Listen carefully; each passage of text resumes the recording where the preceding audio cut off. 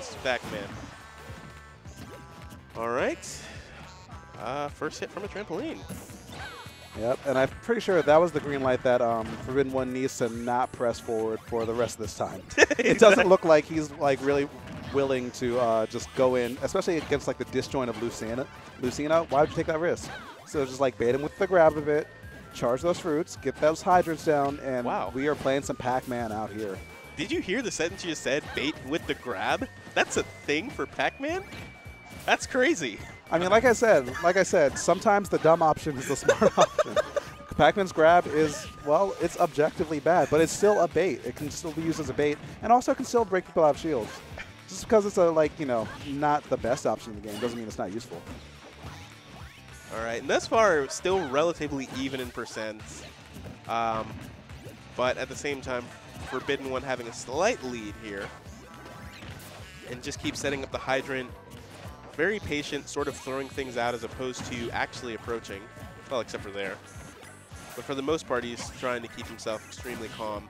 Very patient player, as we saw against his other opponent earlier, who was a Zero Suit Samus, managed to keep him from moving, despite Zero Suit wanting to be one of the characters that's moving around at all times. Yep, that's kind of the power of the character when he's played perfectly. And it takes a lot of brain power to play Pac-Man perfectly, because if you don't, or if you just mess up once, you'll get juggled just like this.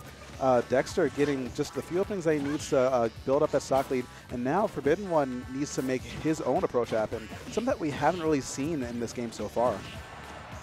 Yep. There you go, tagging with another back air. That might have been a shield poke.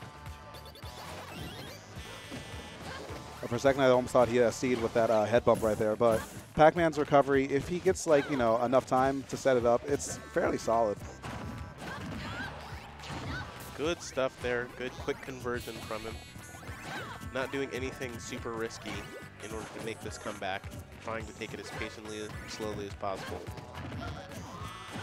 Yeah, just like you said, I'm really liking the calculated aggression that we're seeing right now for Forbidden One. He hasn't really like stopped the bleeding entirely, but it's still enough to, worst case scenario, keep him like in the running in his next stock. Best case scenario, bring himself back in this game. That up air though, the DI wasn't quite there, and it's going to see out that first stock at 141% though. Pac-Man, like, he's not super heavy, so that's a respectable percent to live to. Good paralysis there from the bell or flan or whatever you call it, but nothing too strong off of it. Keeping the pressure going, and that grab coming through yet again, showing us why you only use it in desperate situations, and oh no, not at that angle. That's disappointing. Yeah, that's interesting, because the first time he got the head bonk, it looked like he was able to recover like with lots of leeway.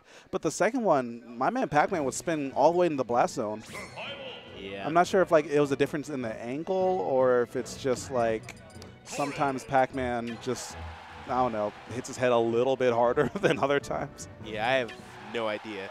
Zage, if you're still in the chat, if you could explain that. But we're heading right into game 2 with a Corrin counter pick. That's interesting.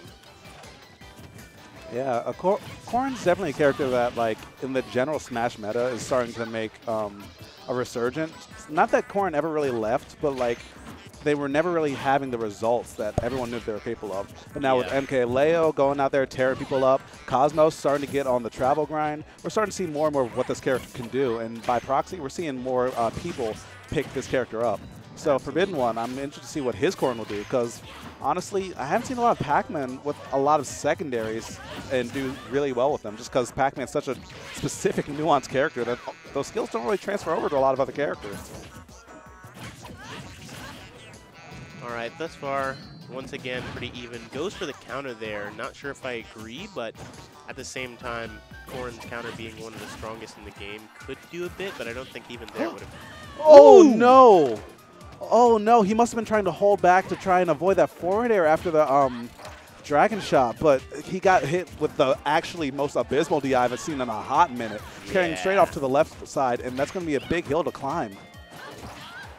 Although Corrin does have some conversions to close out a stock super quickly, be that forward air to Dragon Fang Shot or something like that, but thus far, from what I'm seeing from Forbidden One, it doesn't seem like he has any of those quick, strong kill options at his disposal.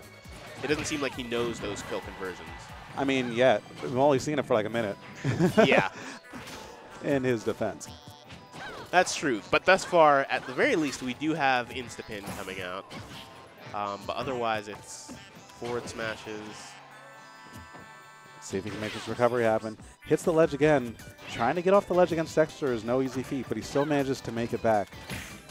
And Dexter's Lucina is just playing the patient game. He knows the danger that he could be in right now and just fighting around these ranges like in a way that only another sword character can. Dexter does also main Corrin, so yeah, he definitely knows how to DI that. And he knows how to avoid the big kill conditions that Corrin is known for. Up throw should about do it right now, though. Yeah. Yep, seals it out. Yep. And this is sort of adding fuel to the he probably doesn't know. Well, oh, no. You really can't do that with platforms not around, or if you're not guaranteed to knock the opponent far away. I mean, like 90-something% that probably would have knocked pretty far, but yeah. Just not, the risk's not really panning out for Dexter, but when you have a lead like that, you know, you can play around just a little bit. Just a little bit, though. Not much, but just like that. Dexter, yeah, someone said in the crowd that was raw, and that was definitely like raw. You can find that at a market. Still blood coming off of it because that's the rawest I've ever seen in a minute. Oh, you can hold on to that if you want.